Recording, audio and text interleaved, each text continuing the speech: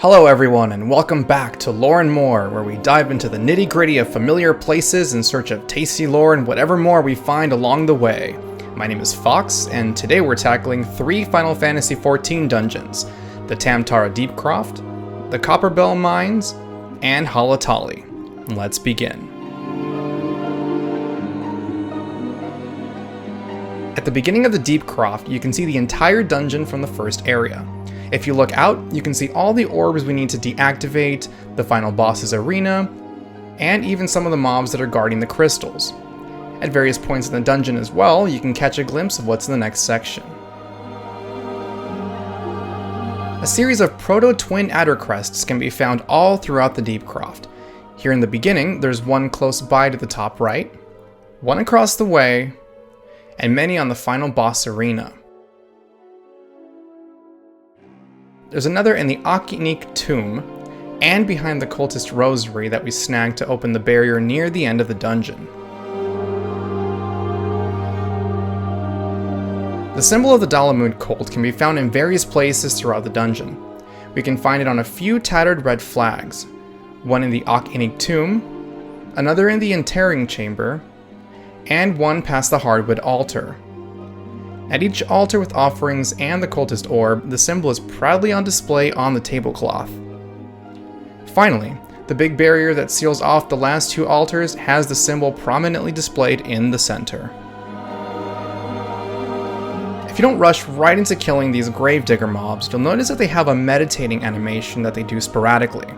Their counterparts in Halatali also have this animation.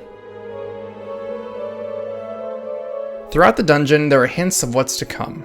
Like the cattery in Sastasha foreshadowed the cat boss, Chopper, here you'll find tentacles throughout the dungeon that foreshadow a boss. The cultist orbs, for example, have tentacles wrapped around them. The pillars nearby also have tentacles coming down from the top. All of this, of course, foreshadows our fight with Galvanth the Dominator at the end of the dungeon.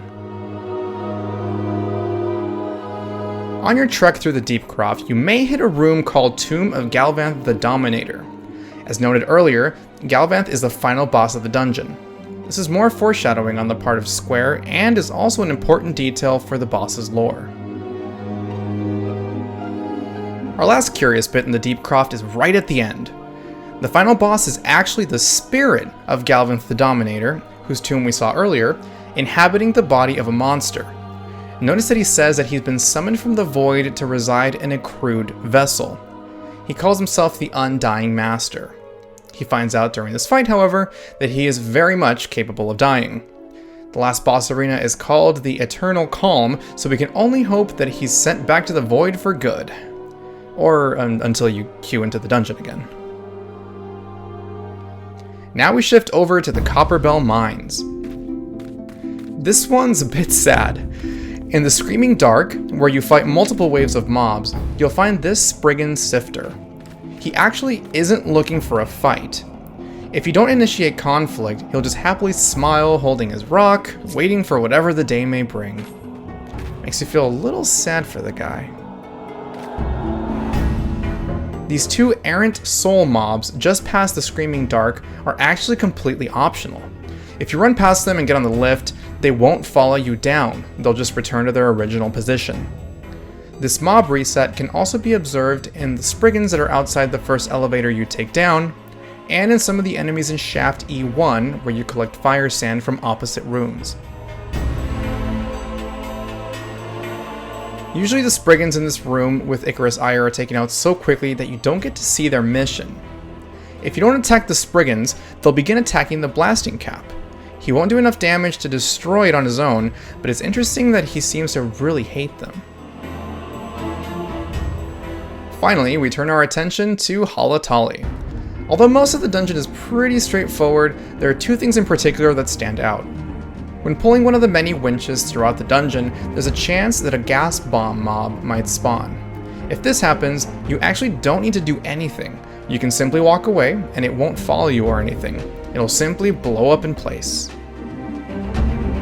Our last curious bit is a fun one. We all have that one party member that will run immediately towards any treasure chest. Or, well, maybe we are that person. If you or a party member has ever run to this last treasure chest before the final boss, you'll know that you have to fight a big paste enemy if you approach. It's interesting to note that the paste comes out of this suspended cage that's swinging from side to side just above the chest. Coming close to the chest will open the hatch and spawn the mob. And that's it! If you enjoyed this video and would like to see more like it, please consider liking, sharing, and subscribing. I hope you all have a wonderful day.